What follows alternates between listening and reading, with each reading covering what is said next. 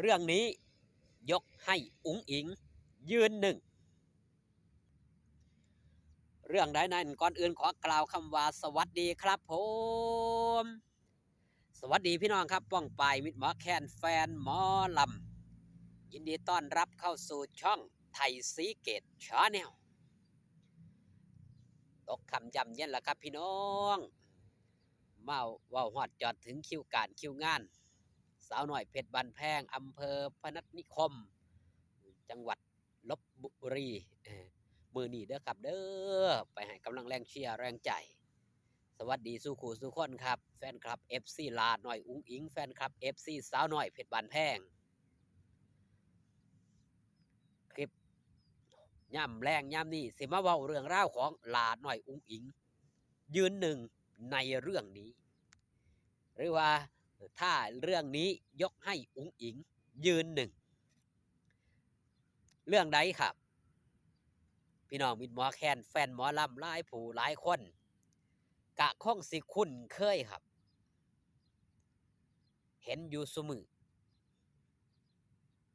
กับเรื่องราวที่มันเกิดขึ้นในขณะที่ลาน้อยอุ้งอิงนี่ไปทำการแสดงในทุกๆหม่องทุกๆบอนนั่นก็คือการรับติปการรับมาลัยถือว่าเป็นหยังครับเป็นวัฒนธรรมใหม่ที่ลาน้อยอุ้งอิงนี่เป็นคนสร้างขึ้นมาในวงการหมอลำถือว่าเป็นศิลปินผู้แรกครับ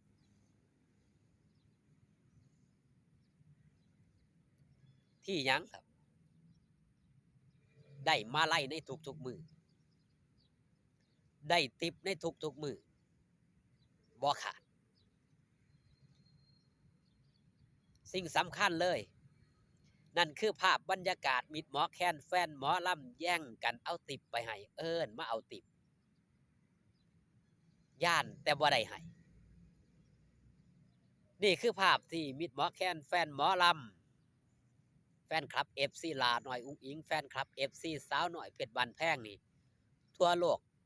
ทั่วประเทศเห็นประจักษ์ตามันบ่เคยเห็นปรากฏการณ์แบบนี้กับศิลปินคนอื่นๆตามที่สังเกตนะครับตามที่เบิ่งตามที่แย่งอย่างวงการหมอลำนี่หาได้ยากครับโดยเฉพาะศิลปินฝ่ายแม่หญิงฝ่ายพอซ้ายนี่หาง่ายแต่ฝ่ายแม่หญิงนี่หาได้ยากที่สิมีแฟนคลับ FC มาเอาติปหลายขนาดนี้เก็บเอาบ่เบิดในช่วงออกคอนเสิร์ตนี่เก็บเอาบ่เบิดครับออกมา2ช่วงก็ยังเก็บบ่เบิดท้ายที่สุดทูนครับเตยล่าแล้วถ้าเป็นยังครับ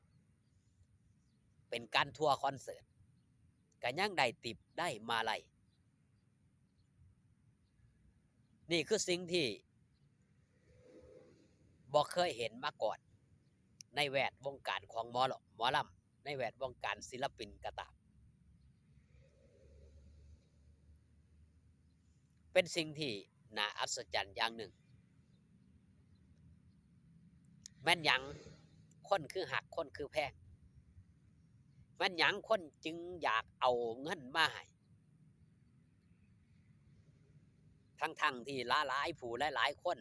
ที่เป็นแฟนคลับ FC ก็หาเสากินคำแต่ด้วยความหักจังใดความแพงจังใดจังได้น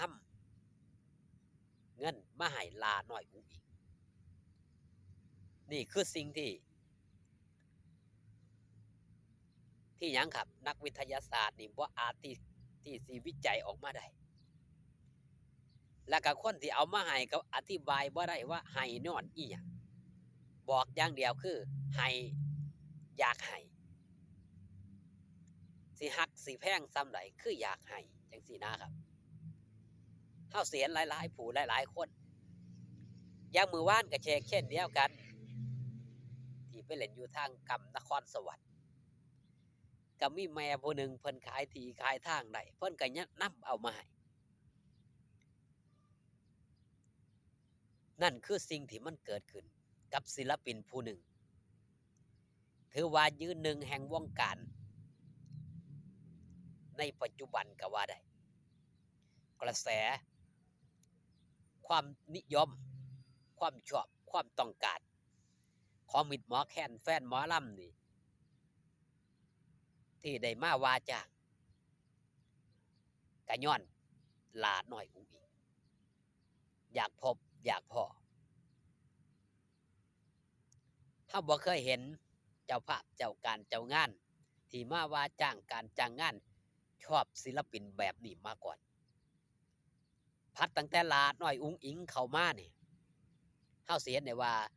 เจ้าภาพเจ้าการเจ้างานบอกอยากเห็นหลาน้อยอุ๋งอิงอยากเบิ่งหลาน้อยอุ๋งอิงต้องมีหลาน้อยอุ๋งอิงเท่านั้นจังสิมาจ้างชื่นชอบเพราะหลาน้อยอุ๋งอิงแต่กี้แต่ก่อนชื่นชอบหยังครับชื่นชอบในวงคือบ่บ่ได้เจาะจงแต่ณปัจจุบันเฮาสิได้เห็นว่าเจ้าภาพเจ้าการเจ้างานนี่มาเจาะจงว่าอยากได้นี่วงนี้มีหลาน้อยอุ๋งอิงอยู่นี่มีการจองข้ามปี69 70 71 72ก็ยังมีนั่นคือความนิยมชมชอบนั่นคือปรากฏการณ์ที่บ่เคยมีมาก่อนในวงสาวน้อยเพชรบ้านแพงที่มีการว่าจ้างติดต่อกันหลายขนาดนี้ระยะทางบ่ห่างไกลกันก็ยังได้จ้างย้อนผู้หนึ่งผู้เดียวนั่นคือหลาน้อยอุ๋งอิงสิ่งที่มันพิเศษกว่าศิลปินคนอื่นๆนั่นก็คือการมาของหลาน้อยอุ๋งอิงมีความพิเศษยังบ่มีซิงเกิลแต่ก็ดังแล้วดังตั้งแต่ยังบ่มีซิงเกิลเป็นของเจ้าของผู้คนนับแสน